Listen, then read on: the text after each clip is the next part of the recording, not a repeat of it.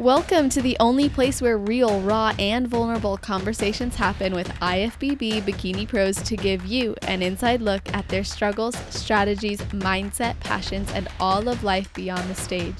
This podcast is made to inspire, motivate, and remind competitors and the average gym goer that even the most extreme lifestyles and elite athletes have their ups and downs. Thank you so much for tuning in today. I'm your host, Celeste Rains-Turk, and now it's time for the Confessions of a Bikini Pro podcast.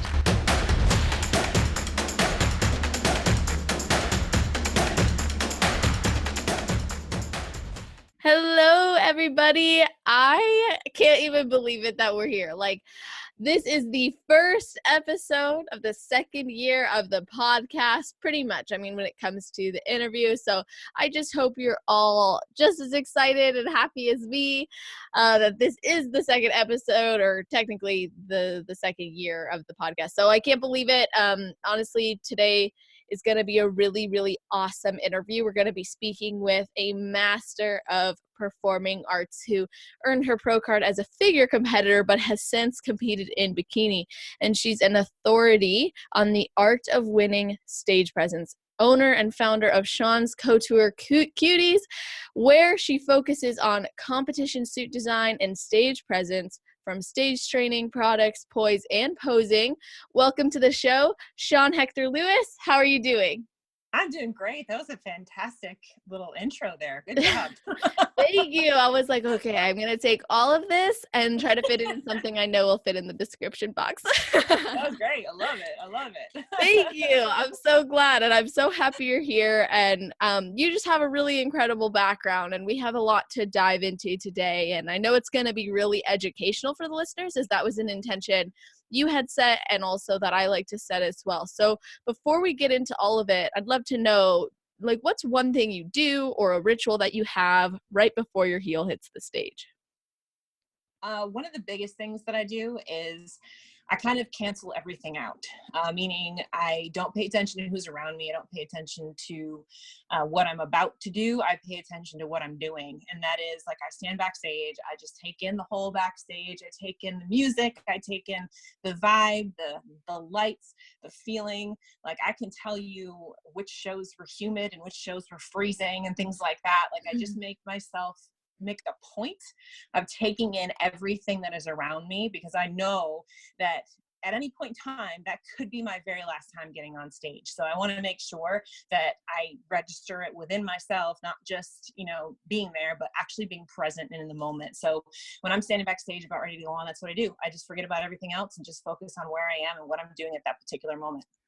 Wow, that's amazing. When you said that could be my last time on stage, I was like, oh my gosh, I've never even thought about that. But wow, such powerful. Because as pros, really, especially now in today's environment, pros are getting on stage every week. You know what I mean? And you don't even think about the fact that something could happen tomorrow, and you may never be able to get on that stage ever again. So you better appreciate that you're actually up there. You know what I mean?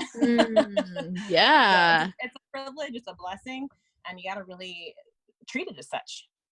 Absolutely. And it could be anything from an injury to a loss of love, or, just a new opportunity, unfortunate event. So that's a really great way to look at it, for real. And that hits home, because I can't even imagine, I'm actually going to implement that from now on. I think I'm going to really take it in. I tend to just get really present with myself, but that's powerful, rather than just going through my posing routine in my head. Maybe pay more attention, although it's very difficult not to feel how cold it is sometimes. That's true, depending on the venue, man. The one that really sticks out in my mind is I did a San Diego show at Muscle Contest, and I just remember how humid it was outside, and I would run inside to get inside as quickly as I possibly could. And then, just standing backstage before I was about to go on, I just can remember even how those lights felt hitting me as I was about to step stage. And it's just, like I said, you've got to take in every ounce of the experience, really. So yeah, absolutely. It makes a huge difference, and you remember that kind of thing for years to come. It's stuff that you can tell your grandkids, Yes, I always remember the way the lights feel on my body. That's one thing I know. I'm super I guess, available to. Like, I'm like, wow, I feel how warm it is. It feels hot and it's bright. And I remember that when I'm practicing posing, like every single detail of the stage that I took in, the judges' faces or the way the audience is, I can't see it, but they're there. Yep. Like, those are the things I like to think about. And you've been on stage your entire life, really, excelling in performing arts, also as a model, theater, and even as an opera singer. At what Yeah. point did you get into bodybuilding? Well, and my venture into bodybuilding wasn't really to compete long term. To be honest, Wow. I mean, the reason why I did it to start with was my husband and I at the time were dating, and we were going out to eat a lot, and I was gaining a lot of weight. And I Mm-hmm. was like, I can't keep doing this. I got to set a goal. You know, I got to set something that I can achieve, and keep me on a path, that kind of thing. And people had always told me that I looked like I had a figure frame, and so I started kind of researching it. And actually, the first person that I ever started researching on all of this was Erin Stern. I loved Oh, Erin Stern's yeah. physique. I loved her whole everything on bodybuilding.com. I followed all of her workouts and her progress pictures and all that kind of stuff. So she was the first one that really inspired me to actually prep for a show for the first time. And that's why I did it. I did it more to stay healthy than it was anything else. And I fell in love with it. I fell in love with the changes that I saw and how I was able to actually manipulate my body, which was cool. I'd never been able to do that before. I never understood how those things worked before. I mean, I knew how to work out and how to eat healthy, but usually it was more like I was crash dieting for photo shoots and things like that. So this was a completely different kind of concept to me, and I really enjoyed it. And I loved the whole aspect of it, not just getting on stage, because that's something I've been doing my whole life, but the actual journey and the progress and everything that I saw daily. That's what I really loved about it. So that's what got me hooked more than anything else. Wow. Yeah, that's awesome. And do you feel like your experience in those other aspects of performing arts, like modeling or theater or singing, actually helped you to learn and grow as a competitor? Oh, absolutely. 100%. I tell people all the time, I was like, I was never a good athlete. Like I played field hockey and stuff in high school, but I was never very good at it. I tried to be an athlete, but I just wasn't good. So, Mhm. but I was really good at the whole being on stage thing. So I tell people all the time, once I got into the bodybuilding and fitness arena, my background in performing on stage allowed me to outperform people that had better physiques than me. I did it all the time. I mean, I'll be the first one to admit there were girls that I beat that had better bodies than I did, but I just knew how to show mine better. That's all. And so it 100% helped. Absolutely. Yeah, that's awesome. And what about like in terms of confidence? Oh yeah. Well, the thing too, like I think one of the biggest problems today is that there is just so much information out there that you almost get paralysis of analysis, meaning that there's just so much you start overthinking everything nowadays. And I first started, we didn't know any better. There was no, I mean, there was no such thing as Instagram. There was none of those kinds of things out there. So we just got on stage. Like I look back at my first few years of competing and my pictures and stuff like that, and I thought I was hot shit. I looked a hot mess, but I thought I was hot shit. So I didn't know any better. Hmm. Sometimes ignorance is bliss in that regard. And I thought I was the best thing since sliced bread, and that showed on stage. Yes, ignorance can definitely be bliss, Yep, especially it in sure this was. sport. Yep. That's so funny. I look back at old photos and I'm like, oh God. Oh yeah, I just did that today. I was like, what was I thinking? I was like, I thought I was fantastic, but I look at these pictures now. I'm like, oh my God, those are really, really a before picture. What Really bad. happened? Who let me up there? Oh, Well, horrible. that's awesome. And so, you've been a model for, Mhm. I mean, what kind of modeling did you do? I have done everything. As most people know, I did, the most famous thing that I'm known for is I did do Playboy and all of that too. I've done runway modeling, but not so much high fashion. I was always the curvy girl. So I did like, swimsuit, lingerie kind of runway modeling. I did a lot of print work. I did a lot of commercial work. Even just, even just working in like clubs and restaurants, things like that, like things you wouldn't think about being like work. I used to actually get paid to go and eat dinner and stuff at these new restaurants because they wanted to make it look like they had really like they had models and stuff coming to the restaurants. I got paid to do that. So That's awesome. fun. It was a lot of fun. Like I go back, I'm like, I got paid to go to eat dinner. Like, yeah. I was like, that doesn't suck. You know, you want to go to this restaurant? No, it's fine. Yes, I do actually. Yep. Yeah, it was great. It was fun. You know, I did a lot of promo modeling. I did a lot of, you know, convention work and stuff like that to pay the bills and all of that kind of thing, where you have to have kind of a personality and a pretty face kind of thing. So, you know, I enjoyed it. It was a lot of fun. Playboy. Yeah. Wow. So I'm like so curious as to what that is like from your perspective. Were you modeling in Playboy? Yeah. So, I mean, I worked for them for, you know, about 5 years. And I did a handful of shoots for them. I you know, was out in LA and Chicago and New York and all these different places with shooting for them and all of that. And honestly, they're one of the most professional outfits that I've ever worked with. They treat you like gold. You know, there's all these rumors about all the seedy stuff that goes on, and I'm sure it does, but in my world, it didn't. So I had a blast with it. It was always a bunch of girls like having, you know, that we all shot together kind of thing. So it was never this like creepy situation ever.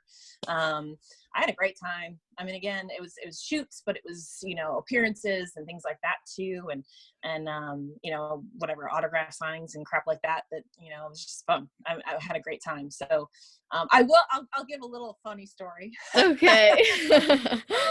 I was on one of these little, you know, appearances things, and there was 3 of us girls models there that were signing autographs, and guys were coming up. It was just like a sports bar kind of thing, and we had our security guys with us and everything, and we were signing autographs and stuff.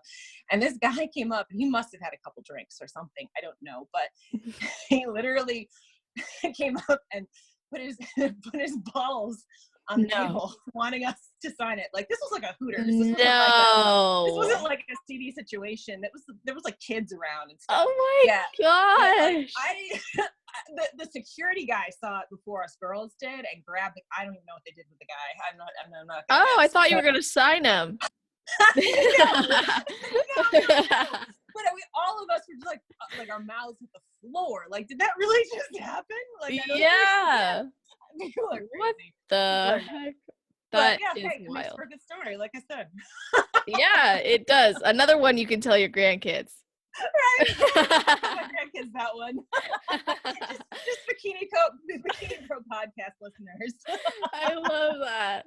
That is so funny. Oh my god, I can't believe that. I mean, I can believe it, but it's also like, who? Why? Like, what? Yeah, I know. Well, that's what I'm saying. I'm like, of all things. I'm like, of all things. Of all the things we could have signed.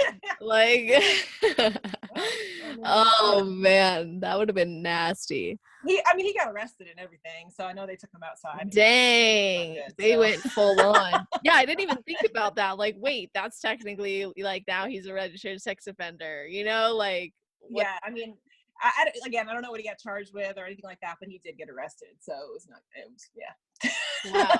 He risked it all for you guys. He sure did. That's what a couple of cups of liquid courage will do for you. Yeah, apparently. I've never had that experience drinking. I've never been like, I know what I'm going to do today. Right? Like, I know. I don't know where that thought process would start in a person's head, but you know, whatever. Yeah. No. Yeah, really interesting. He was like, okay, so now where do we go from here on this whole interview? I'll take it from here. So you went pro as a figure competitor. I did. But you've been competing in bikini. So what inspired that switch? Well, on the amateur stage, I started in figure, and then I switched over to bikini after the first year of figure. At that time, this was 10 years ago, so the divisions were different. Yeah. Figure was really more what bikini is today. Bikini was very much like beach bikini kind of thing, very small. And so regardless of what division I was in, I always did well in the local level. I always did very well. You know, I was always top 3 at least in my class. And but then when I went to the national level, I would get my ass handed to me every time. So it was one of those things where I would go in figure and they were like, no, you're too small. And then I'd go in bikini and they'd say, no, you're too big. So I was stuck in this weird spot. And basically the last judge that I talked to was like, listen, they're like, you either can continue to run the circuit on the local level in either division and be happy with that, or you need to take some time off, put some muscle on and go to figure, because you're never going to be built like any of these bikini chicks right now. So that's what I did. I took a year off, and I went and built for figure, came back, did a local show, did, you know, as far as I was concerned, my physique was a lot better, but it still wasn't national level ready. So I went off stage again for another year, came back with the goal of doing a local show. I was already qualified, so it was within a year.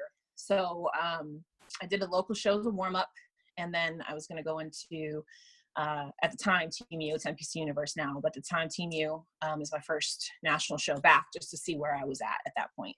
So I did a local level show in figure and had my worst placing I've ever had. Wow. I was like, well, awesome. And because I'm going into Team U in 2 weeks, so this is wonderful. So was the division growing at that time, like even more, like you couldn't catch up, or what was happening that wasn't allowing you to get it? Well, I think what happened at that local show is they had 3 height classes, and you've got to remember I'm 5'9", so I was up against girls that were 5'6". So that's why, in my opinion, I believe I placed where I did, because the girls that beat me were all shorter than me. Yeah, they probably looked so much denser. They did. So, you know, I went and I got feedback. The reason why I did this particular show is because it was, I knew I'd get this, it was the same judges that were going to be up at Team U, and I knew I could get the feedback I needed to go from that show into Team U. And when I talked to them, they were like, no, they're like, no, you honestly just look like you're a little soft. You look like you're about 2 weeks out, which is what you're doing for Team U, you know, so just keep doing what you're doing and come in, you know, harder for Team U. So my coach at the time was Mike Davies out of Ohio. He had me send in some pictures to him at finals, and he was like, man, it looks like your legs just disappeared. He just didn't feed me enough.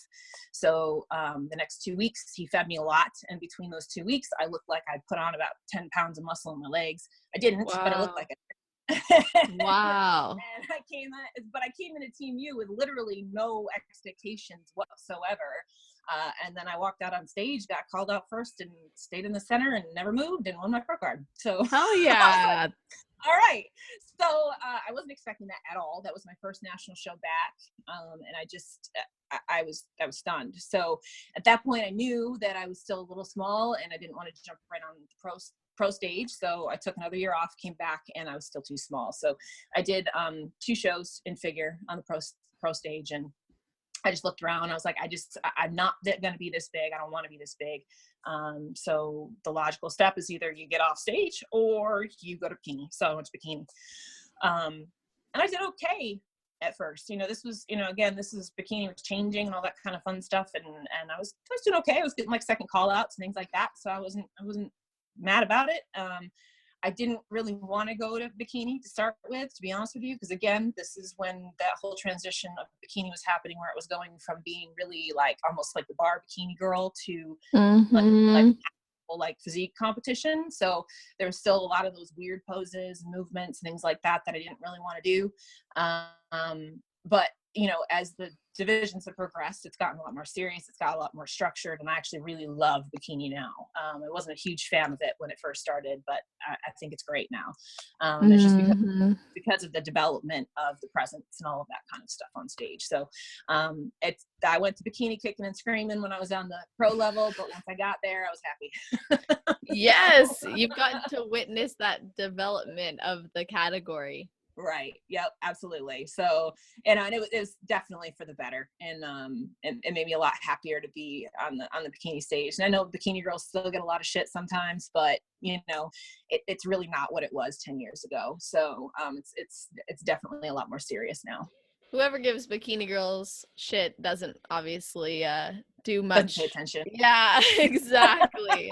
Like, do they not realize, like, a lot of bikini girls now have to take tons of time off to put on a lot of muscle, or they really have to step away and reevaluate their shape and their look because they're maybe not big enough, or maybe now they're getting too big. So, I mean, it's a real part of bodybuilding, and I think it's so, I love the division right now. I hope it doesn't get too much harder, too much bigger.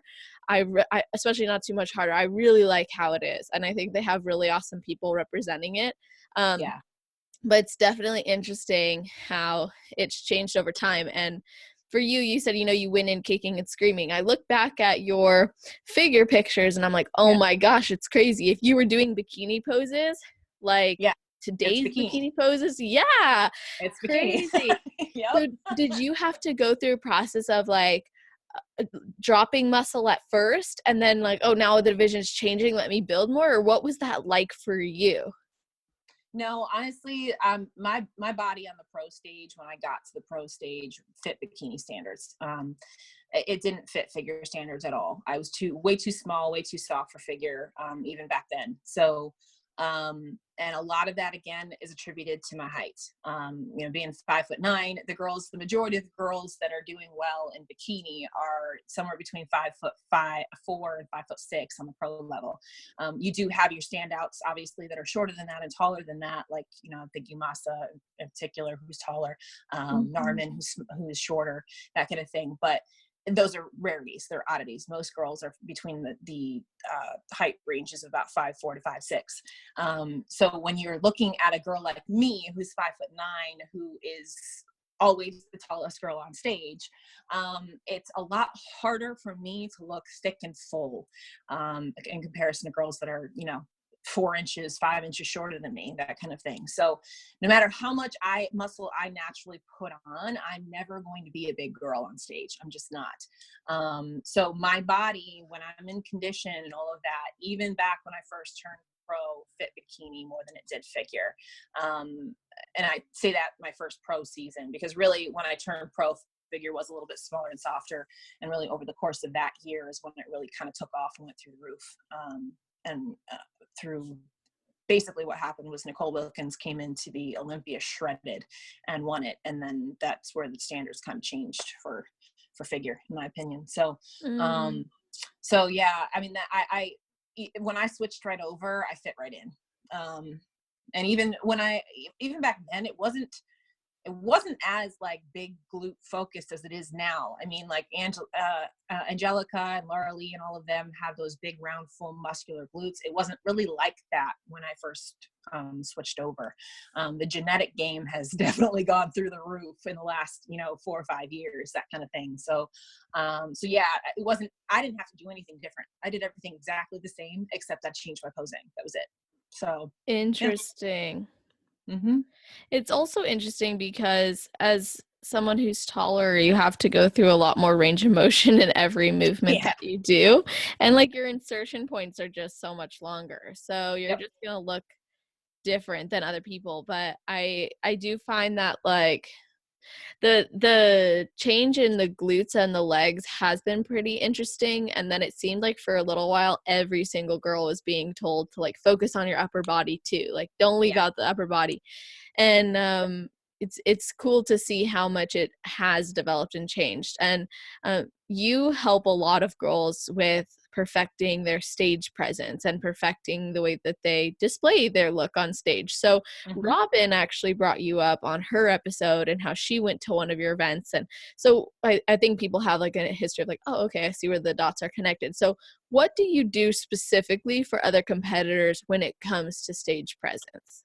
So we work on everything from, the typical things like your posing and presentation, all the way to the mental aspect of the sport, because I think a lot of times that part of it gets kind of left to the side. We work on things like meditation and stuff to get you into the actual mode of competing. Like we were talking about, just absorbing the whole experience, everything like that. I'll talk about one of my clients. She's an older lady and she has MS and she's been competing for a long time. And the hardest thing for her, obviously with MS, you have issues with controlling your movements with your body because of all the damage and all that kind of fun stuff. So what she would do is we actually got her a meditation track. And in the meditation track, the beginning of the meditation track talks about how you feel like you're in this safe place, this warm white light. Well, when she steps on stage, that warm white light from the stage becomes her safe place. So when she steps on stage, she's able to pose a lot better just because mentally she's in the right mindset to be able to do that, not just physically, but mentally, she's able to be there too. So, when it comes to all of those kinds of things, you don't think about it as much. We get into this whole hard-headed, meat-headed, like bodybuilding is this, that, the other thing kind of stuff, but the mental aspect of it is huge. So we go through that aspect of it. We also give the support that you need. Again, women are very emotional, hormonal. We need that kind of support from each other, that kind of thing. So we include that into the training as well. I do group clinics almost every Sunday. If I'm not at a show, I'm doing a group clinic where I've got anywhere from 8 to 12 girls at these clinics. And not only do we go through posing and presentation, but they make lasting bonds with each other where they can go and they can compete together. They can support each other. If they're not competing in the same show, they'll still travel to shows together to be support systems, that kind of thing. So it takes it from being a singular person sport to being something that you've got a support system around you of like-minded individuals who understand what you're going through and can help you through those tough times. So, we encompass the entire athlete and individual as a whole, not just the pieces like nutrition, the training, the diet, the posing, the suit, the glam, the this. No, it's all one continuous cohesive package. All of it put together makes the whole. So we really try to focus on that through everything we do. I love that. And it's so important. It is not just diet, it's not just exercise. And specifically when, I looked at your mission statement on your website, and it really is all about how self-confidence shines when you feel really good and have no doubt that you deserve to be up there with other competitors on that stage. So what is it that you think, or I don't really know exactly how to word this question, but what do you think it is about like the look on stage that can give people that boost they need? And by that I mean from bikini, heels, jewelry, the makeup, the tan, all of it. Yeah, well, I think in today's world, a lot of girls are trying to get on stage on a budget, which I understand. I get that. But there are so many girls that are getting on stage that are not doing it on a budget. They're putting everything that they have into it. They are getting the best quality coaching. They're getting the best quality suits. They're getting the best quality shoes and jewelry and everything. So when they step on stage, they know that they're in the best possible thing they could be in, which I think that translates over into how you portray yourself on stage. I mean, you can kind of tell when even when you go out, like if you're going out with your girlfriends and you have to throw on something that doesn't really fit quite right, you're going to be a little bit self-conscious in the club or at the bar trying to dance with your girls. You know what I mean? It's the same kind of situation when you're getting on stage. If you're putting on a bargain basement suit or something like that, you're not going to feel like it really fits you correctly. And that's going to show that you're uncomfortable when you're on stage. So, when it comes to getting on stage, I believe, again, we only get to do this so many times in our lives. You better do it right. I mean, why cut corners? This is a hobby. It's not going to be something that makes you rich and famous. We all know this, but it is going to give you some sort of accomplishment, some sort of feeling of, I achieved a goal. Don't you want to achieve that goal at your best and your highest possible level? I mean, if you leave things out, if there's things that you could have done better, those are the things that are going to sit back in the back of your mind. Like, I wish I had done that. And I wonder what would have happened if I had. So I really feel like going all out and putting your all into every show that you go into is more important than doing 1,000 shows a year. I see some of these girls go out and do, like I said, a show. And they never really bring a full, complete package ever. Come out and just do one and give it everything and put it all on the line and see where you land, rather than, half-assing it in each and every one of these, right? That was kind of the same situation when I went into Team U. Like, I had planned one local show, and that was just the warm-up, and I planned Team U, and that was it. And I was going to get off stage and just, take my feedback and go from there. I put everything I had into those 2 shows, and it paid off. I won my pro card, Yes. So that's kind of where I come from with everything, with your suits, your posing, your hair, your makeup, all of that. If you're cutting corners, nowadays, like we talked about, ignorance is bliss. There is no such thing as ignorance anymore. If you're cutting corners, if you're doing things that, that you could be doing better. in any regard of competing. So why cut the corner? That's my 2 cents on the topic. I 100% agree with you on that. I think it's amazing to me, like if you spend, let's say, so I'm going to actually disclose this completely. When doing my taxes this year, it was like your total expenditure on competing was Mhm. $4,000. And I was like, yeah, it was worth it. You know what I mean? Yeah. Because I put everything into it. And I am amazed, absolutely amazed that there are girls who want to cheat that.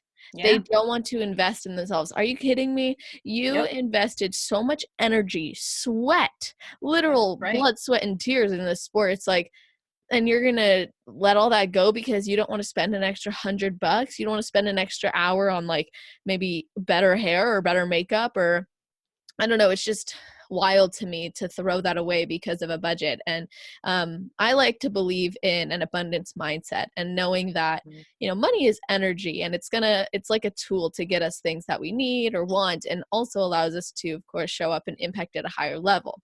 So when I Mhm. think about like people wanting to save money on competing, I'm like, that's just saving. That's like trying to cheat yourself. That's like budgeting yourself. Like, That's why would right. you put a price on your achievement that you so desire? And the people That's right. who, it's like the more you pay attention. When someone Yep. invests in a high level coach, mentor, training, insight, posing, etc., they're going to be so much more committed than the person who's like, well, I'm just going to do like one posing class and then I'll Mhm. practice everything on my own, and I can't afford to have all these people look at it. Like, I see money is definitely like a factor. You have to consider it, but at the same time, like, go, like you said, go all in. Yeah, absolutely. And if you can't go all in, if you're doing it because you have to stick to a budget, then wait. The stage is always there. Come back next year when you can budget for it. You know what I mean? Like, so that you don't have those questions. Again, if I was to do that, if I was to not put everything into it, that would be what would haunt me. You know what I mean? I Mm, want to know that I've tried and unturned every rock and stone that I possibly could, and I did everything I possibly could do in order to bring my best package on stage. If I can't do that for whatever reason, if I have financial commitments that won't allow me to do that, then wait. It's yeah. like I said, the stage isn't going anywhere. You can come back when you're ready for it. And that's the biggest thing. I agree with you. I agree with you on the abundance mentality and all of that too. I mean, it's just, you put it out there, it's going to come back to you tenfold. So, Mm. I agree with you 100%. So, Yeah, and I mean, invest in yourself.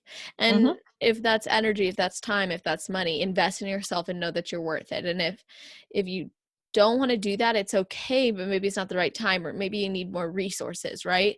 right. Maybe you Yep. need to find like the best team you can join that's going to have other girls who can give you feedback. That way, Yep. maybe if you can't afford to do a ton of posing clinics or have a ton of posing coaches, or pay your hosting coach multiple times, then maybe you could at least have them record it and then maybe have Yeah. your other competitors and teammates review it with you. Like, there are ways to make it work for sure. And I don't want to, and I know Mhm. you don't either want to discourage anyone from stepping on stage, but also take it seriously.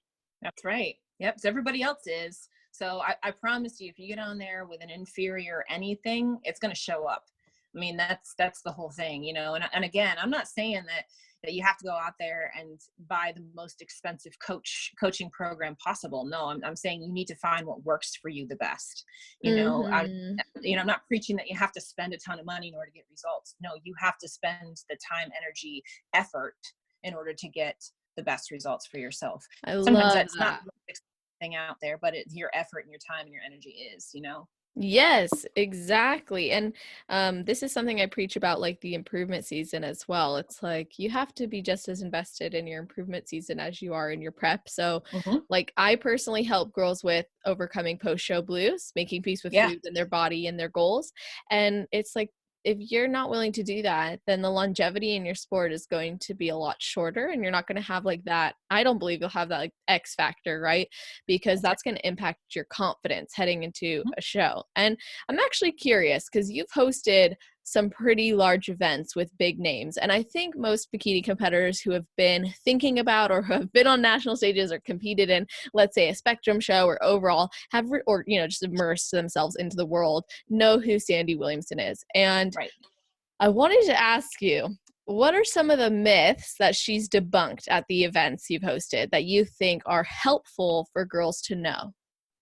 Well, you know, one of the biggest things I found was a great nugget from the event that she came and she was at with my Cuties Conquering the Stage last year was, we do a mock stage show. So the stage show, we don't judge on physiques, we judge on your stage presence, because when we do it in January. So most girls are not even close to being stage ready. Most of them are not even dieting yet.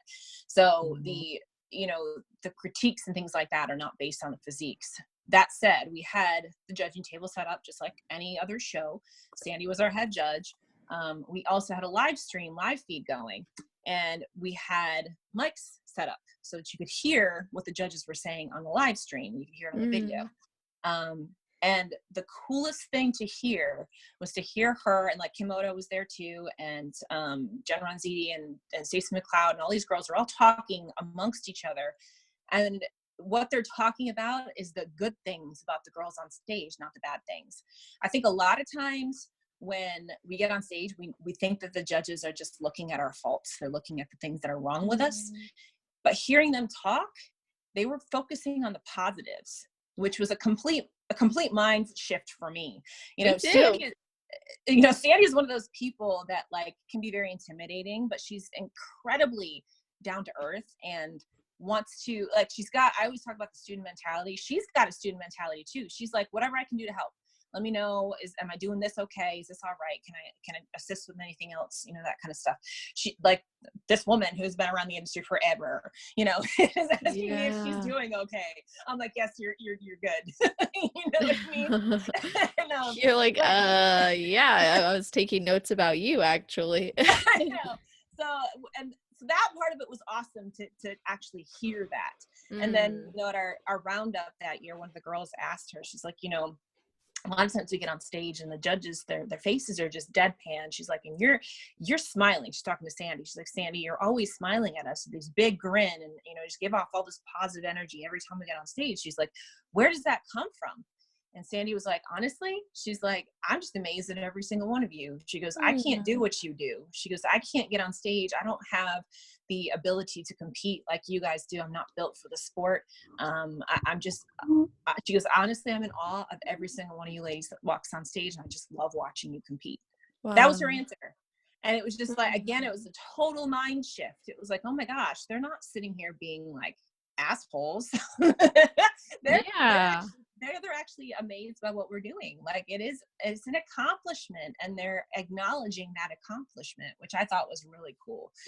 Those couple of nuggets were very impressive for me, hosting the event and watching that and just hearing that kind of feedback and stuff. And I thought it was really cool to hear all of that. So that is cool. And, we both agree that this is really about creating an informative episode. And I love those little nuggets there as well. And since you provide coaching and support on developing the best look on stage in regards to glam, makeup, suits, presence, all this, what do you think are some of the biggest mistakes girls make when it comes to their suit? When it comes to their suit, well, there's a lot of do's and don'ts when it comes to suit. And I cover a lot of these things with the girls, and I talk to them one-on-one. But one of the biggest things is smaller is not always better. That's been a big controversy recently because a lot of suit companies are coming out with these like micro thong, like teeny tiny little pro cuts and stuff like that. And girls think that they need to wear those in order to be able to show off their physique properly. And nothing could be further from the truth. You don't have to wear these little G-string things in order to show off your glutes properly. And in a lot of cases, that can actually hurt you. If you're a local level competitor, they're going to start disqualifying people for wearing those kinds of things. Here in Virginia, DC, Maryland, Mid-Atlantic zone, they've been checking suit bottoms for years. They've just started doing this in other states, like Florida and Texas are big ones. Just came out with this announcement like last week, because they haven't been checking them, and these suit bottoms are getting smaller and smaller and smaller and smaller. And in general, you shouldn't be wearing a pro cut if you're not a pro, because you don't have pro glutes. So a pro cut can actually be very detrimental to you. Um, I always use this analogy of comparing you're comparing yourself as an amateur athlete, as a peewee football player, to an NFL player. Two completely different skill levels. You're not an NFL player. You're a peewee football player. Always remember that.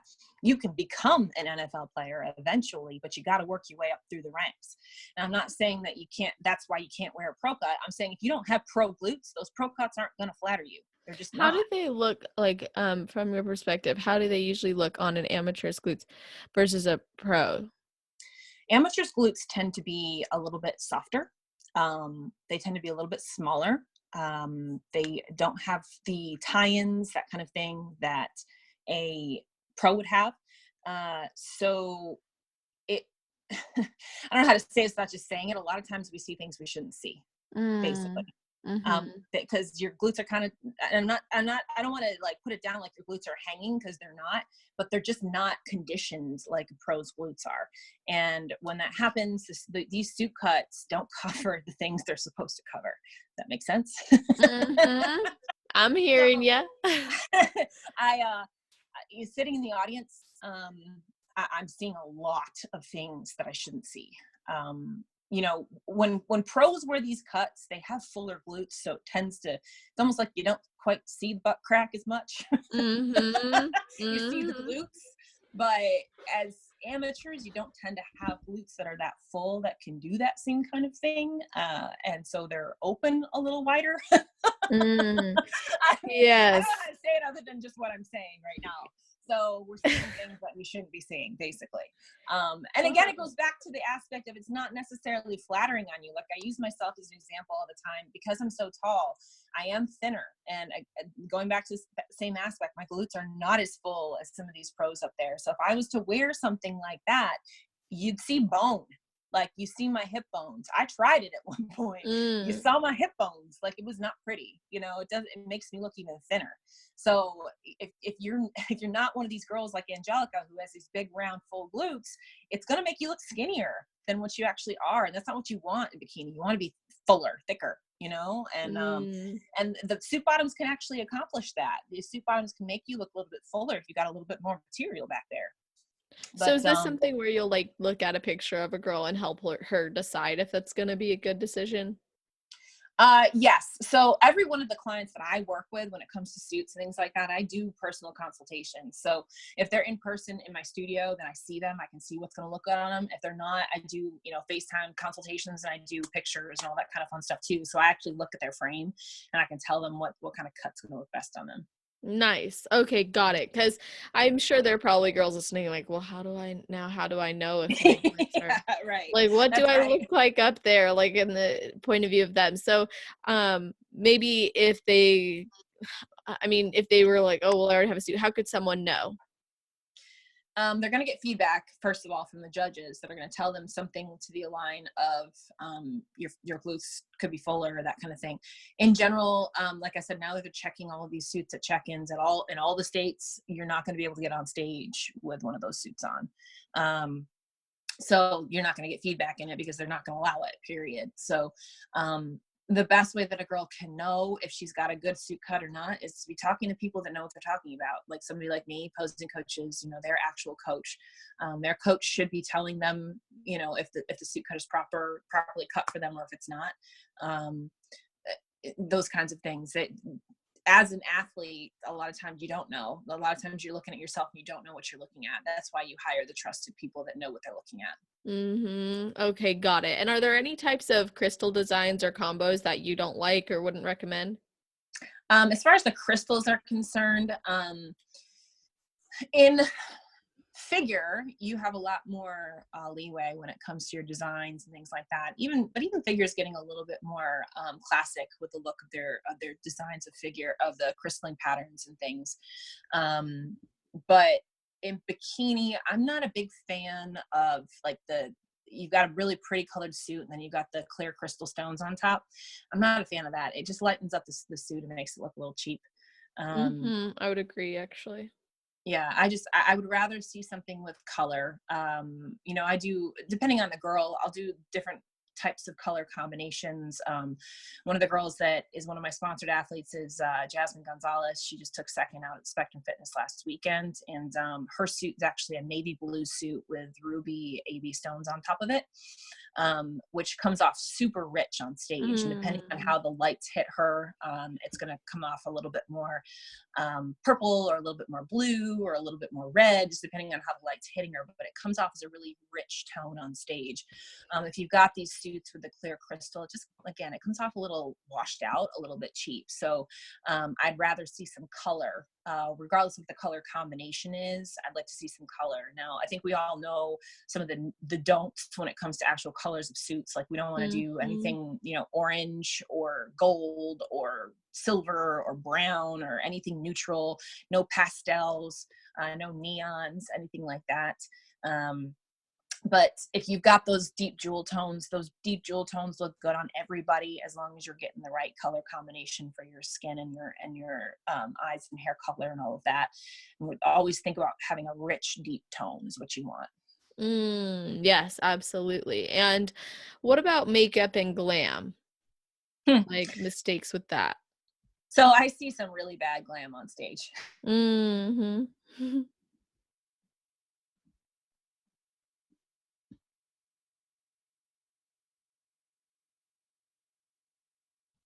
Need to be able to hire somebody that knows what they're doing when it comes to stage makeup. There's going to be varying tastes, as far as, you know, some girls like a little bit more of the, and I hate to say this because it sounds bad, but some girls like a little bit more of the drag queen look. Some girls like a little bit more of the natural look. As long as you don't look like a muddy mess on stage, then it's okay. My goal whenever I'm putting girls on stage in hair and makeup is I want to be an amplified version of them. Like, I don't want them to walk on stage and people see their makeup. I want people to walk on stage and judges to see them through their makeup. So whenever I'm doing stage makeup, I'm trying to make their eyes pop, you know, make their lips pop, or whatever it may be. We need some pigments, some color. I see a lot of girls that get washed out on stage because they don't put any blush on, or whatever. They put like a really light pink lip on. If you do that light pink, it comes off as if you have no lips when you're on stage, or they forget to draw their eyebrows in, so it looks like you have no eyebrows. I hate when girls That go on stage. happened to me. Yeah. So mad. I didn't even notice because I don't do makeup, so I just have other people do it, and they forgot to do my eyebrows. Yeah. And it's a big deal on stage. On stage, it looks like you have no eyebrows. You have to color them in, regardless of how dark they are. Like, girls come in with microbladed brows and things like that. I still draw them in because you need it there, or else it just doesn't show up under those lights. I hate when girls go on stage with no blush on. I just think it makes them look really sallow. When you put that blush on, it just creates a nice pink, healthy glow to your face. You're already dieted down. You're already look a little malnourished. You know what I mean? So you Yep. need a little bit of pop color. You need something that's going to make you look a little healthier. The goal with the makeup is always to make you look a little bit fuller in your face and not quite so angular. So I'm also not a huge fan of a lot of contouring.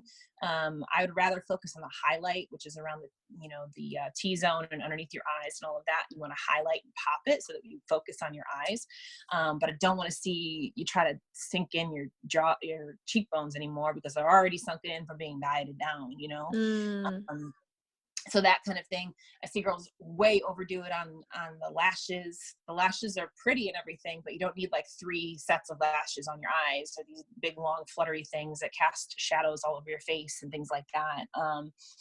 Again, I just go back to that aspect of, you want to be an amplified version of yourself. So my goal always, I tell girls, listen, I said, if you get off stage from your show, you go back to your room and you rinse off your tan, you should be able to go out to the club. That's how you should look. You shouldn't look like a streetwalker. You know what I mean? Mhm. There's a difference. You shouldn't have to go stand on the corner. You should be able to go into the club and party with the girls. Your face should be a couple shades lighter than your body. I see girls go on stage with makeup that matches their tan, and it's just horrendous, terrible. That is like the worst thing you can do. That, coupled with putting on a whole bunch of black eyeshadow and things like that, you look Mm. like somebody punched you in the face. You know what I mean? So Lighter on the eyes. I always go very light with the blacks. I actually have a makeup line myself that is geared towards stage makeup. And the black eyeshadow that I have has gold flecks in it. So it's a warm black. So you go very light with that, and that's going to help to give you that pop of your eyes. It's not going to make you look like a raccoon. Things like that. Really, really bright red lips, and then those really dark eyes are just not good. Not good at all. I had a girl, I judged a show. I used to judge, I don't judge anymore, but I used to judge, and I judged this show where this girl came out, and she by far had the best physique on that stage. She ended up winning her class, but she lost the overall. And I told her feedback. I believe that the reason she lost the overall was because of her makeup, because she came out on stage and her makeup was so bad, I couldn't look at anything else. Wow. And it was all those things. Her makeup was super muddy and dark. She had red lips and this god awful black makeup on her eyes. And that's all I could see, so that's the problem with bad stage makeup, is that she had a fantastic physique and I couldn't see it because her face was so bad. Distracting. Yeah, it was bad. And she agreed. She saw the pictures and she was like, yeah, you're right. I mean, I don't know what to say other than you're right. So, like I said, the thing with the makeup is that it can absolutely detract from the rest of you if it's bad. The same thing with hair too. So going into the hair aspect, girls always ask me, do they have to have, hair down to their butt? Does it have to be dark? And does it have to be straight and all this kind of stuff? No, it just has to be healthy looking. It needs to, I'm not a huge fan of really bright platinum blonde, like a little bit of depth to it, because the bright platinum blonde on stage tends to look really unhealthy, really dry. So if you have platinum blonde and it looks healthy, great, go for it. But in general, it's usually a little bit dry and doesn't look very good on stage under the lights. I want to see movement in your hair. I want to see it bounce. I want to see some volume to it. I love curls. If you have natural curls, rock the curls. If you're just starting out, doing short hair on stage in bikini is okay. But if you're planning on moving up, then I do recommend you get yourself some extensions or a good unit to put on, because in bikini, as we know, we don't judge the back, we judge the glutes, and you need to have that hair on your back if you're going to go up in levels. Again, that comes down to the aspect of making the investment. If you're doing a couple of local shows just to see how you're doing, if you like it, that's fine. Do the short hair. But as you decide to move up and take it a little bit more seriously, you need to think about extensions or a unit to put on. That's so interesting. I've never covered my back, but after seeing my photos from my last show, my back is developing a lot where I'm like, I feel like I need to start covering it. But I've always brought it to the side and I never, ever got bad feedback on it. Like, if anything, I was told like it enhanced my physique. Well, you would be a first. Yeah, it's so interesting. Yeah, in general, the reason why is because women lean out from top down.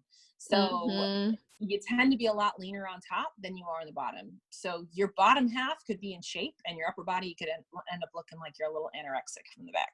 I've seen that happen a lot, where it's just, again, we're talking about balance. So from top to bottom, you want balance, and your back is going to be leaner. I mean, when I'm off season, I have veins through my back, you know what I mean? So when I'm on stage, I look a little bit malnourished.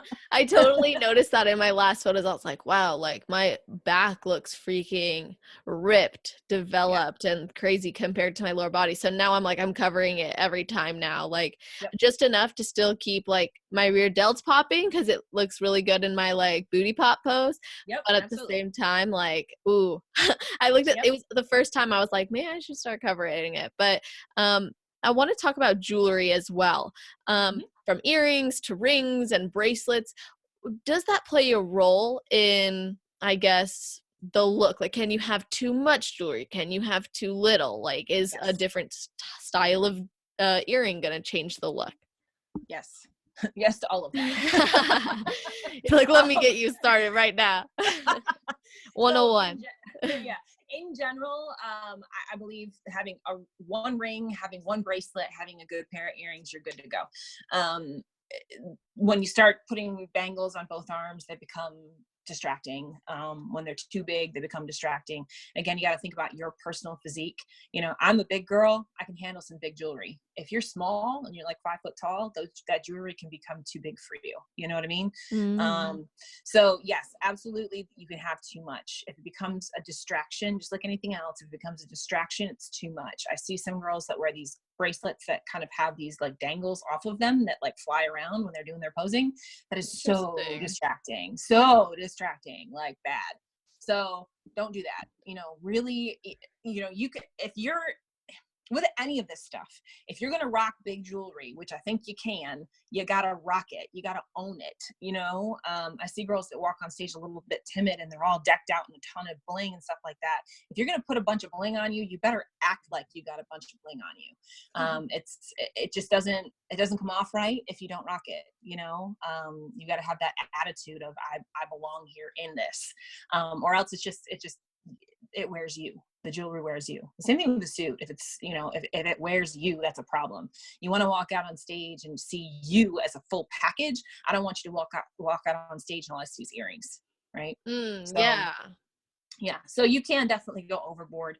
I definitely think you need a little bit of something. Now, some girls don't like rings, so you don't have to wear a ring. You know, there's not a one right way to do this, but you know, in general, I tell girls usually it's the earrings, ring, bracelet, and you're good to go.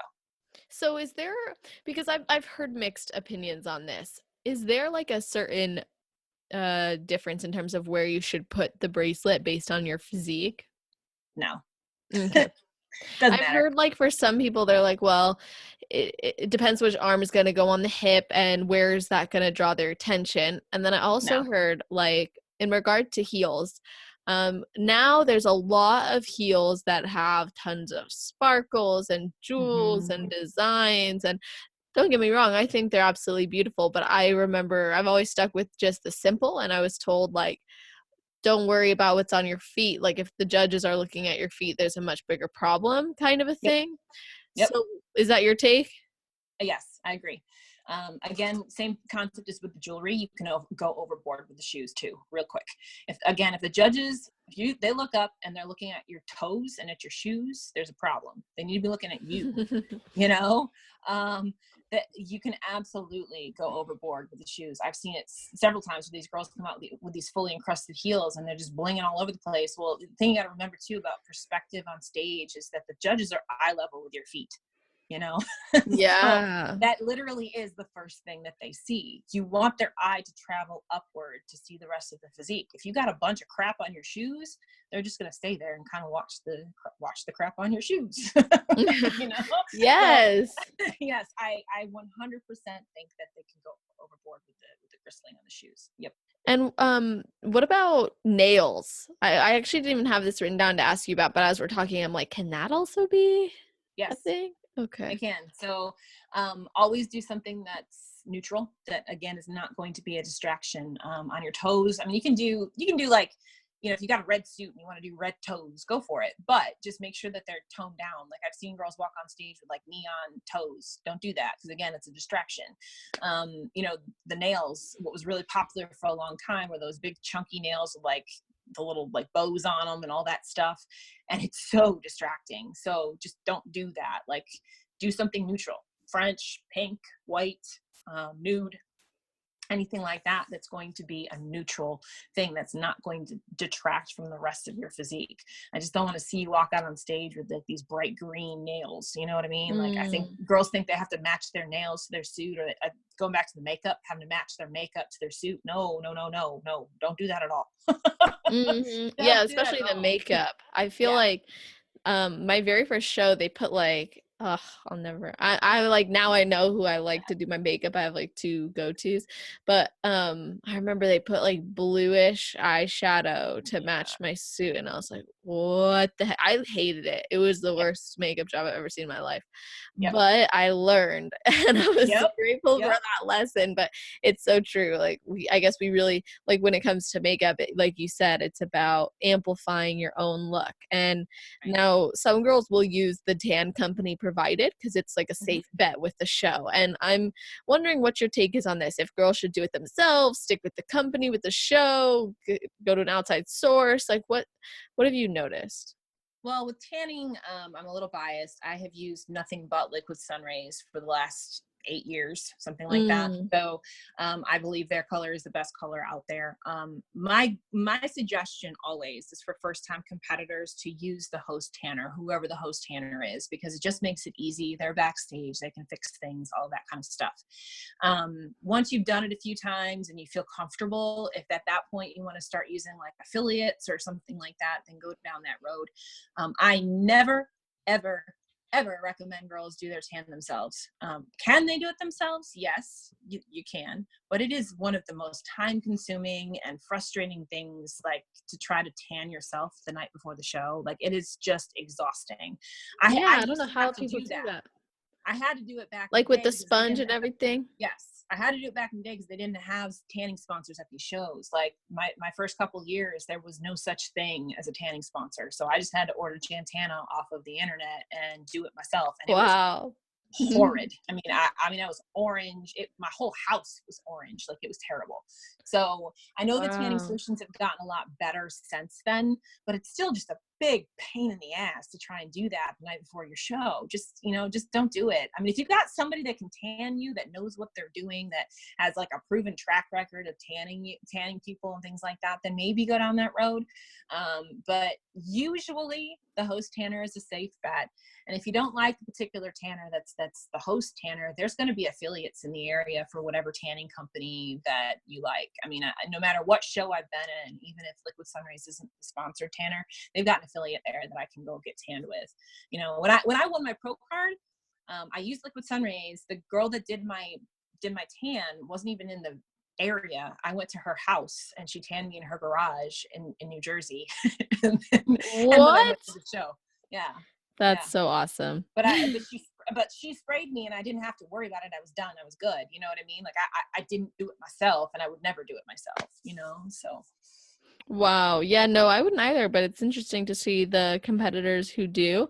I'm kind of like, I want to be as hands off as possible because, Yeah, it's like the stress. Like, I don't want to make my that's own right. programs. I don't want to do my own makeup. I'm the only thing I do is my own hair because I'm very lucky. I wake up and it's straight and I can Yep. like sleep on it and it stays straight. So I'm like, okay, this is great. I don't even bother with that anymore. So, but yeah, everything for me is about stress relief. And I think if there's any possible opportunity for a new variable to come into play that could be messed with, I want to make sure that there's someone very responsible That's right. outside of myself who can handle it. And Yep.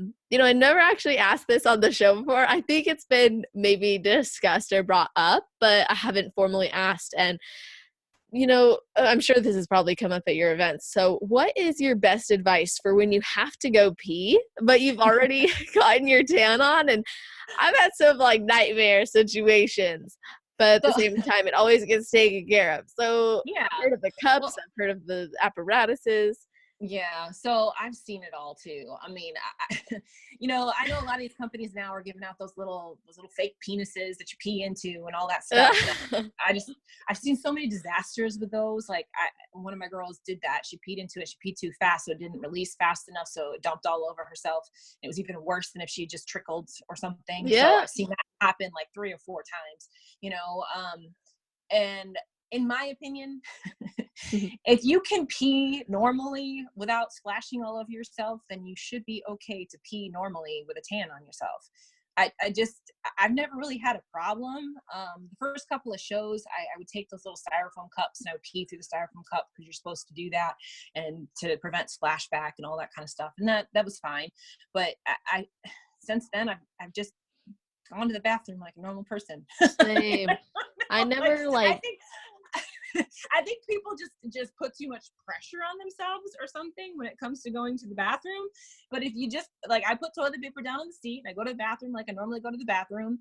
If you have a little bit of splatter, I mean, that's why you've got the tanning company there to help to brush that out for you, and you're good to go. Like, just don't worry about it. exactly. I think that comes down to everything in prep. Just do what you're supposed to do, what you always do, and it'll be fine. Yes, don't change anything last minute. I learned that the hard way. I was like, I'm gonna bring cups and I'm gonna Yeah. cut the hole out of the bottom and do the whole thing. Oh my God, I will never do that again. Like, I Yep. should have just peed on the freaking toilet like a normal person, Yep. I had the like a way worse thing, and it is just like, okay, it could still be solved, so don't complicate things That's unless right. you've already mastered the art of peeing out of a cup. I know. I I don't know, know. for real. Like, I mean, seriously, I sit there and I'm like, guys, I'm like, you're really thinking about this too much. I mean, do you pee on yourself normally? If you don't pee on yourself normally, then you should be okay. Yeah, I think like I've definitely noticed. I'm like, wow, like when I have a tan on, I'm like, shoot, this is so vulnerable, but I'm gonna say it. It's like, dang, if this is, do I pee on myself at like without a tan and Yeah, I just notice it with a tan? Like, what's right. going on? Like, that's Oh, nasty. I don't even know that's what's true. happening. But yeah, it reveals a lot of things. So um definitely good to get that checked out. I also noticed like it's something I learned from my last show. I gotta make sure that there's none of those butt lines, like Yes. not from the toilet, but just butt lines in general from the tan. You Yep. know how it can get a Yep. dark ring? Yep. Mm-hmm. Yeah. And a lot of that just from not skin prepping properly. Like, you need to exfoliate everywhere. you know, Yeah. just make sure that you're prepping everything, because if you're not, that's what happens. You get that like build up where you haven't really exfoliated the skin enough or whatever it may be. And yeah, that'll happen. Mm-hmm. I always wonder what that looks like for the panel. So I don't know if I want to know what they're seeing. And I'm sure they've seen everything that you could possibly see. For sure. I've seen like lines all the way down someone's leg from not getting their tan taken care of after, Yep. you know. So, okay, since we do have some time, I just want to talk to you slightly about comparison rounds and being on stage with other girls. I think this is something a lot of posing coaches leave out, actually, I've noticed. But luckily, I've always been coached on what to do and, about other girls being up there. And I've never been confused about it, but I know other girls do get confused when they're out there. Mhm. So, what are some things that competitors should avoid doing when they are in comparison rounds? Like being the quickest or slowest to get back in line, looking at Right. other people. Like, what is it that you focus on? So there's a few things. So once you hit a pose, hold it. Stay there. Stop moving all over the place. One of the most distracting things is when a girl just can't hold her pose. So Mm. once you've hit your pose, just stand there and hold it. You don't have to move. Don't move your pose. Don't move your hands. Don't move anything. When you stand there and hold your pose, you're showing control. So just hit it and hold it. Focus your posing in on the head judge. So what that basically means is no matter where you are on that lineup, make sure you're turning your pose into the head judge, the middle of the table, sees the best possible angles of you. I see a lot of times when a girl will be on like the end of the comparison lineup and they're posing out towards the audience. So the judge that's right in front of them sees a great view of them, but then there's 5, 6, 7 other judges down the line that are seeing a terrible view of you. So if you always just keep the idea of posing towards the center of the table, then every judge on that panel is going to get a good view of you, is going to get a good angle of you. When it comes to the aspect that you just mentioned about hitting into your pose before, after anybody, I go back to the example that my very first coach ever gave me. And what he said was, he used to compete in bodybuilding. And for him, he was not the most genetically gifted guy on the stage, but he was very good at posing. So he would always time his poses so that he would hit his poses about a quarter of a second after everybody else was already set. And he did that on purpose because he wanted the judge's eyes to go straight to him. Now, the key with that is if you're doing that, you better be damn good at your poses, because they're going to see every flaw. If you do that and you're the last one to hit into your pose and you're hanging out or something, your belly's stuck out or something, they're going to see that. So if you're going to be the last one that hits your poses, make sure that you've got that transition into your pose perfect. So those are the kind of little things. Like, I was actually going over this with my girls this past Sunday. One of the girls, every time she transitioned to her front pose in the comparison lineup, she was the last one to do it. And I told the girls to watch her, because when she did it, she kept her tummy nice and tight and she transitioned into that pose just right. And that was perfect. But again, if you're going to do that, don't let your stomach hang out, that kind of thing. Also, when you're turning into your back pose, a lot of times the girls in your individual will be stepping way out in order to get into your back pose from your transition. In your individual, that's not a problem because there's nobody standing next to you. When you're in comparisons, it is a problem because there are girls on either side of you. So you're smacking into girls next to you. So it does two things. It kind of throws you off a little bit. and it will kind of make you wobble a little bit. You won't hit your pose quite correctly, that kind of thing. So I also have them practice stepping into their back pose. So they do like kind of like half step out with one foot, half step out with the other foot, so that they stay within like a foot box. So then that way, excuse me, whatever kind of 1 foot box that they're in their front pose, they're in that exact same 1 foot box once they get to their back pose. So those are just some of the things. That particular one can really throw a lot of girls off when they're doing their comparisons, because they're afraid to hit the girl that's standing next to them. Yeah, and I guess lighting could change too, right? Mm-hmm. Oh yeah. Well, that's the other thing too. I mean, that's why I say that whole aspect of turning in towards that head judge, because depending on where you are on the stage and that lineup, the lighting is going to be a little bit different. And then the same thing when you walk back to the back curtain. I see this happen a lot. Judges will have you turn to the front and hit your poses on that back line. They're doing that on purpose because the lighting's a little different, the perspective's a little different. They want to actually see you in your front poses back there on that back line. So make sure that you're hitting it correctly back there too. Interesting. Got it. And um in terms of people receiving that feedback or not, let's say you had mentioned that you placed really well even if other girls maybe had a better physique. And so what is some of the advice or some things that you encourage your girls if, let's say, they don't place as well even though they actually did have the better physique? How do you approach that with them? Well, if that's the case, then that's because they didn't present it properly. Maybe they shook when they went through their transition. Maybe they let their glutes drop when they went into their back pose, something like that. But oftentimes, if I'm at the show, I'm sitting there watching prejudging, I'm videoing it so that I can see what the girls are actually doing. So then I can take that video to them and show them exactly what they did right and exactly what they did wrong.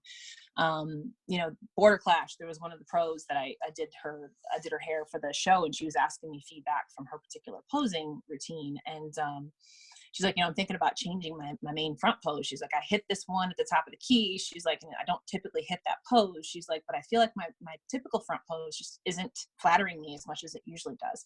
And I said, you're right, it's not. I said, when you hit into that front pose, I said, that you typically do, I said, your glute pop just isn't popping. I pulled up the video and I showed her and I said, look, you can see it right here. She goes, oh my God, you're right. So she went back to her, that new pose, that new front pose, and she did that one for her main routine, and her placing improved dramatically the next week because she took out that pose that just wasn't there, just wasn't popping for her anymore. But sometimes you don't see that until you actually do it on stage, so once she saw that, she was like, oh, okay, she took it out completely. You know what I mean? So those are kind of things. Sometimes you can't see that until you've actually been on stage, which sucks because then you have to go back and you have to fix it for the next show.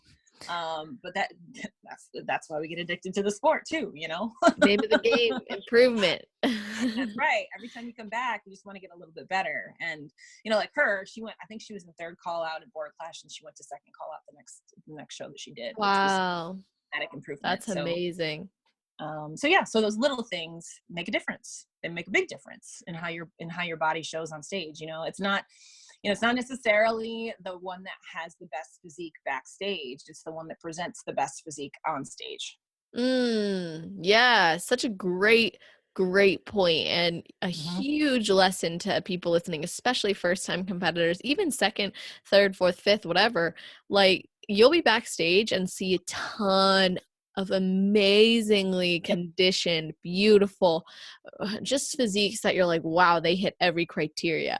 But then you watch them pose and you're like, no, like what happened? Like you should have just stood like you were standing backstage, just been like relaxed and calm. You see that all the time. And I think this is this can serve as many reminders, right? Like, one, don't discourage yourself just because you see girls look differently than you, right? There's no knowing like what they're actually gonna look like on stage in that box with the lights on them. Maybe if it's cold backstage, hot backstage, like with every single piece considered, they may look very different. And then consider also, like, why focus on them anyways when you're not going to change anything about yourself at that point? Right. I always use this one story of my first national level show.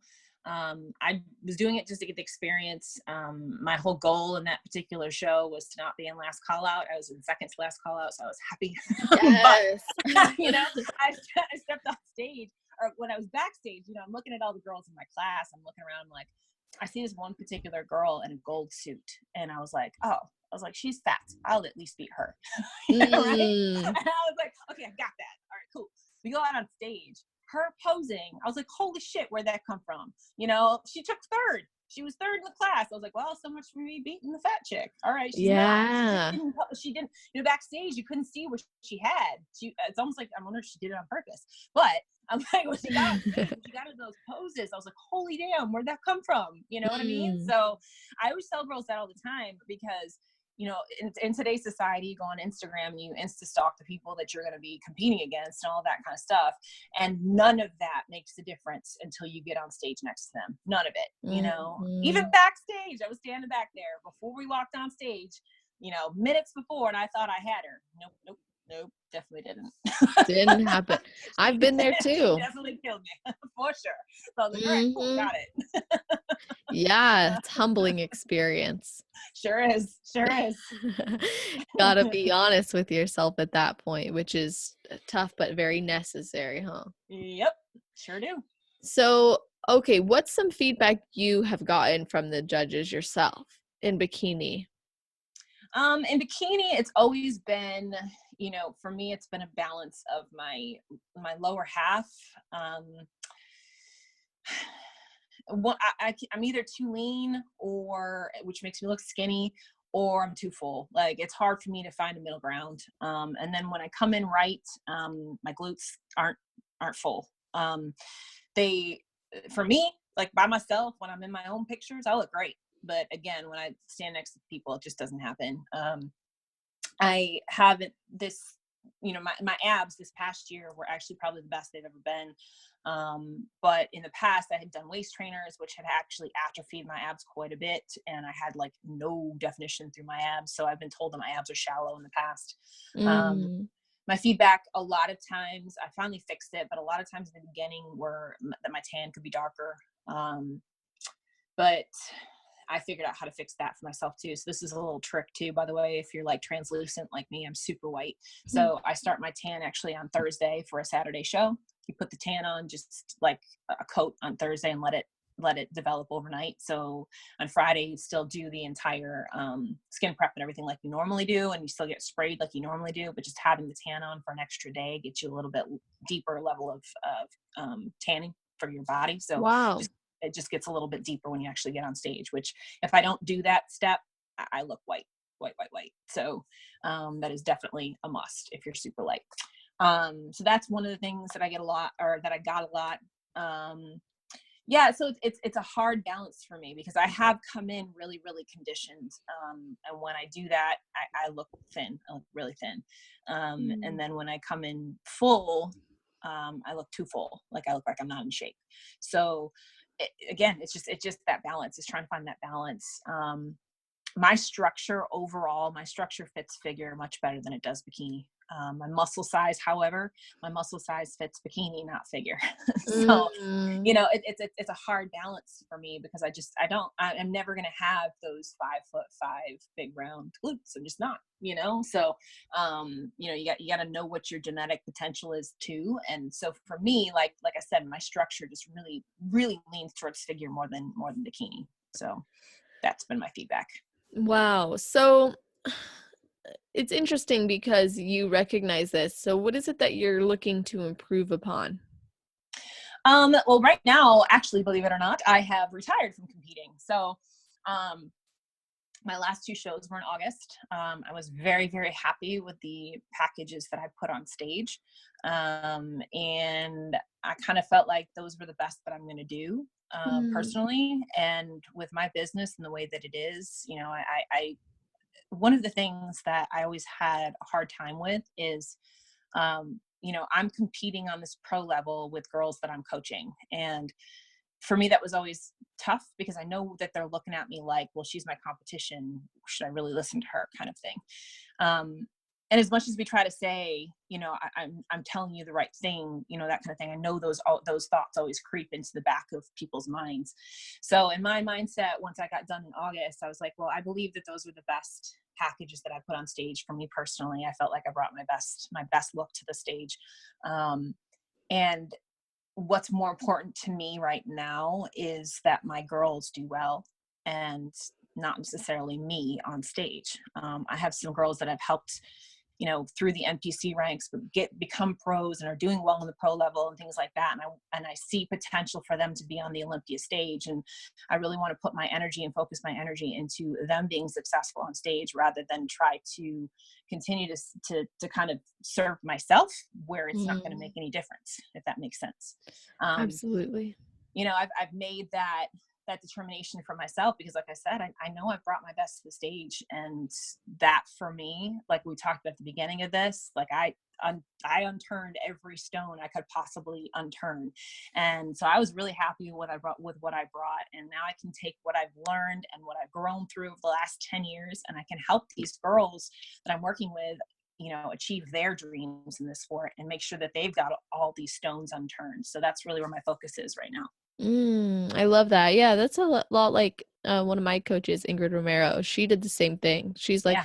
I had my run, but now I coach a lot of these women, and I can't see myself competing against them. I really want them to know that I'm here supporting them. And I think Right. it makes sense, and I understand it, especially from a business perspective. It makes a lot of sense. And Yep. um there's like a level that I'm curious, were you ever like, well, if I stop doing this, will people not trust me as much? There was a piece of me that thought that. I'm like, for a long time I felt like I needed to get back on stage to prove that I knew what I was talking about. Mm. But I've been in this industry for 10 years now, and if you don't believe me yet, you probably never will. So That's right.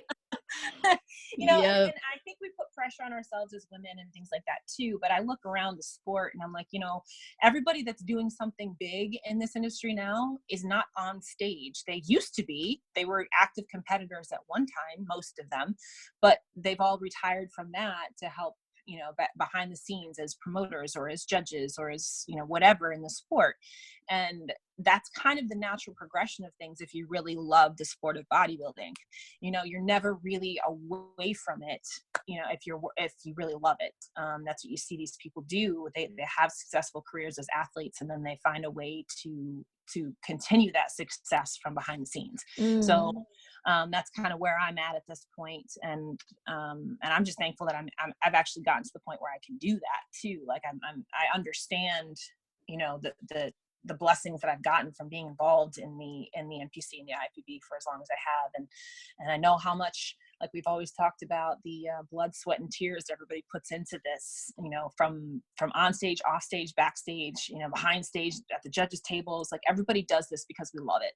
And Mhm. and that's where I'm at. I'm not gonna walk away from it because I'm not getting on stage as a competitor anymore. I'm actually more involved now than I ever was, because it's not about me anymore. It's about the people that I'm putting into the sport, the new generation that's coming into the sport.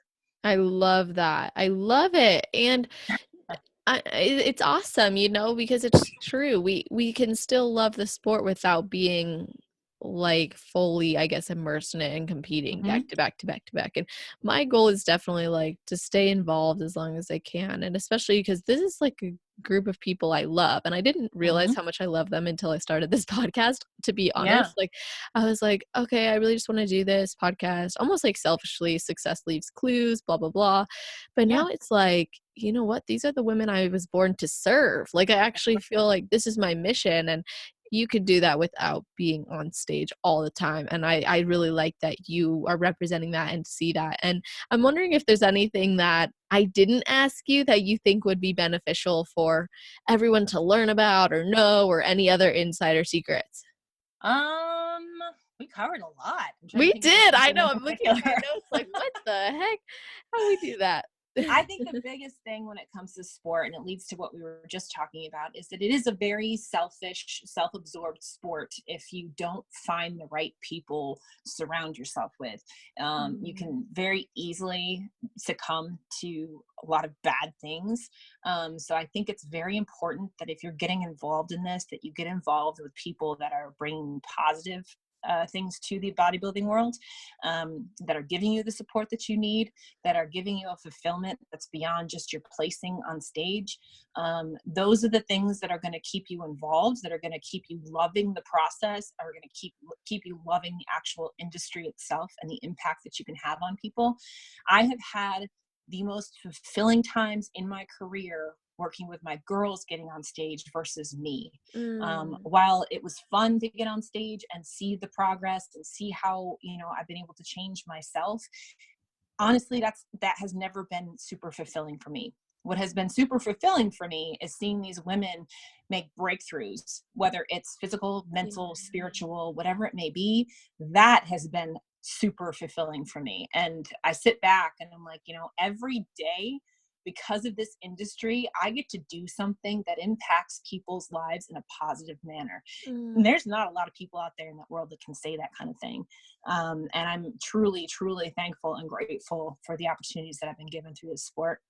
I think it's really important that if you're coming into it, that you get yourself around people that feel that same way about this whole industry.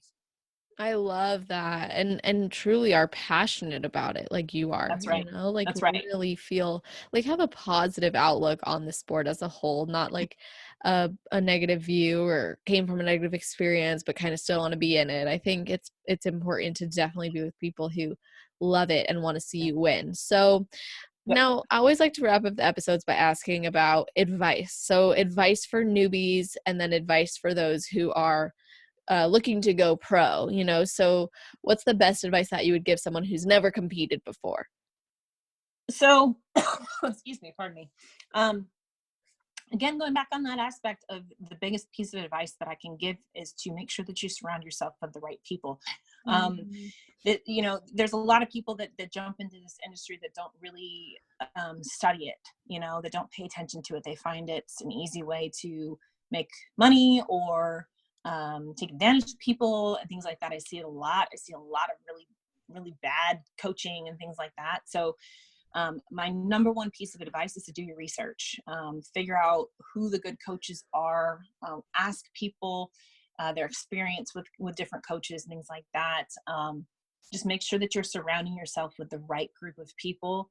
I'm not saying that you have to go to this particular coach or that particular coach or anything like that. No, but just make sure that you're surrounding yourself with people that are going to lift you up versus tear you down. If something doesn't feel right, it's probably not. There's enough information out there today that you can go out and you can interview like 5, 6, 7 coaches before you decide on who you want to actually hire. I would say do that. If you're getting into this, like we talked about before, remember that this is something that you have to put your all into. It's not a weight loss competition. It's not a bucket list competition, those kinds of things. A lot of times girls will go into this and say, I don't care about winning. Yes, you do. We all do. We all want to win. We all want to go into this and come out with a trophy. I mean, we don't do this, we don't put ourselves through this to not come out a winner. So you've got to find those people that are going to make you a winner, regardless of if you do walk away with a trophy or not that day. Yes. You got to make sure that you feel like it was a good experience from top to bottom. If your experience, the measure of your experience weighs upon you walking away with a trophy in your hand, you're gonna be disappointed.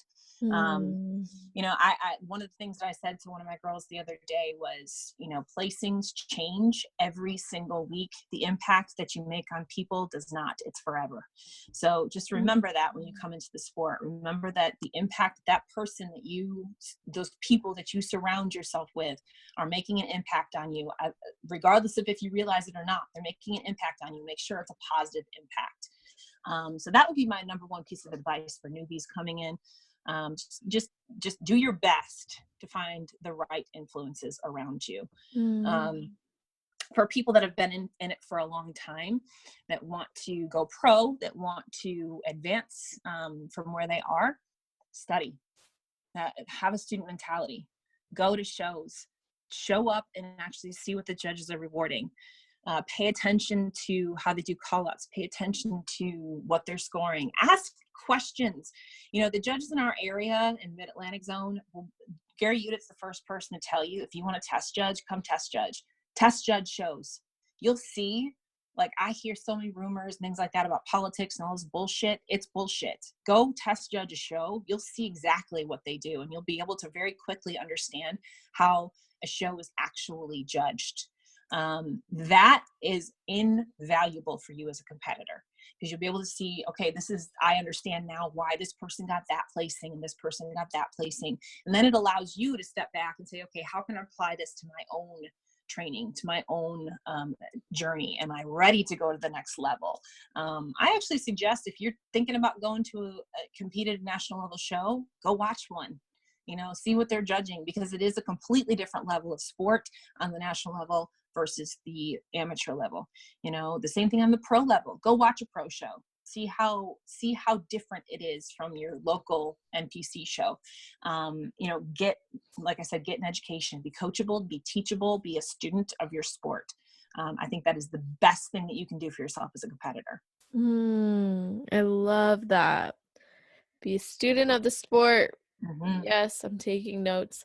So I always need to do that so I can include it, because I think that's such valuable information, and it's amazing to hear, after all this time for you being a competitor, being in the industry and seeing everything you've seen.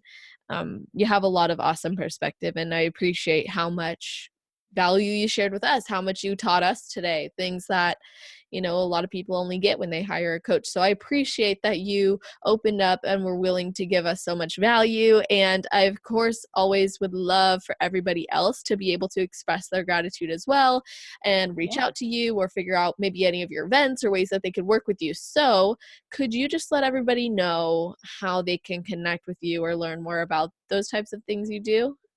Yeah, absolutely. So I think most everybody is, Instagram famous now, right? So Yeah. I have two different Instagrams. So I have an Instagram for my business, and I have two. Okay, I have a lot of Instagrams. I have an Instagram for my dog too, but I won't give you my dog's Instagram. It's okay. You gotta find that. I have my personal one, which is Shawn Carla _ IFBB Pro. And then I have my business one, which is Shawn's Couture. I also do have my own cosmetic line, which is Cutie Beauty Cosmetics, and it's beauty spelled B with a T-I-E as opposed to T-Y. So it's Cutie Beauty Cosmetics. And then the easiest way to get in touch with me as far as trying to work with me, that kind of thing, is to go to my website, which is suitsandposing.com. Amazing. I am going to make sure all those links are in the episode webpage show notes. Awesome. So everybody can go there and click on it. So for those of you listening, it's going to be on www.celestial.fit. There's always going to be a category for each of the athletes that come on here. So make sure you look for Shawn Hektor-Lewis in the category section. Another great tip that you can do as well, for those of you depending on what platform you're listening to this on, you can always just go on Google, type in the athlete's name, and then type in Confessions of a Bikini Pro. It'll come up for sure. So just a quick tip. And then there's always a link on the episode information, regardless of where you're listening to it from. But of course, feel free to reach out on Instagram as well. We love it when you tag us. I've never had an athlete complain about being tagged. So make sure when you've watched the episode or you are watching, tuning in, take a screenshot, tag us, let us know your main takeaways. We love to know what's benefiting you guys. So I just appreciate all the support. Again, thank you to those of you who have purchased apparel. Thank you to those of you who have already expressed interest in the event. So the Bikini Competitors Mastermind event, all about making peace with food, your body, and your goals during the improvement season. And an extra special shout out to everybody who has become a patron on patreon.com/celestialfit. That is so amazing to have your guys' support. Everything that is purchased, whether it's apparel or a patron subscription, it all goes back into the production of the show. So it goes a long way. And lastly, because I love gratitude, I have been extremely amazed. And I'm sure by the time this episode is live, we'll have over 100 reviews on iTunes, and we have well over and I'm sure by the time this episode is out, we'll have way more than this, but I'm going to highlight it anyway. We've had well over 40,000 unique downloads, and I'm just so grateful for all of you who have been listening, all of you who share it, all of you who reach out and express how much it's changing your life or helping you in your preps. It means so, so much to me. This is why I do this. I truly love you guys. I want to serve you. I want to make sure that you get what you need from it. And if you ever have any suggestions, people you want to bring on, let me know. That's how we got someone amazing like Shawn on, and it means a lot to me. So Shawn, thank you so much again. I really appreciate it. And I appreciate your time. I appreciate you having me on. I enjoy doing stuff like this. I can talk for hours. So Me too. That's why it's dangerous. Especially when it's something that you love to talk about. I can talk about this stuff for hours. Exactly. I always end up leaving going, wow, there's so much more we could have said. I know, right? I'm like, damn, I forgot that. I forgot that. Exactly. It hits you at the worst time. So I have some exciting things coming, and I'll keep you in the loop on that, Shawn. But for everybody listening, thank you guys so, so much again. And I hope you have an amazing rest of your day, night, or morning, wherever you are in the world while you're listening to this episode. Just make it awesome.